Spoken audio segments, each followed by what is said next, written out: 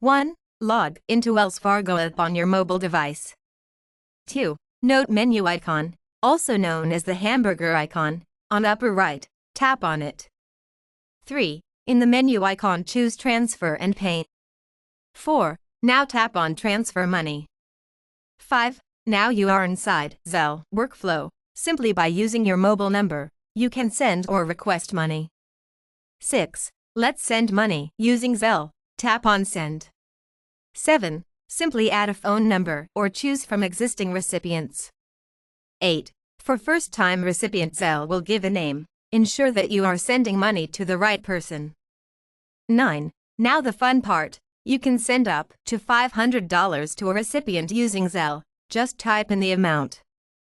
10. Final confirmation screen. Tap on Memo. This will ensure that your recipient knows who sent this money. 11. Post memo, tap on Send. 12. You will get an access code on mobile. Enter it here. 13. We are all done. Woohoo! Enjoy sending and receiving money via Zelle. It is real fun.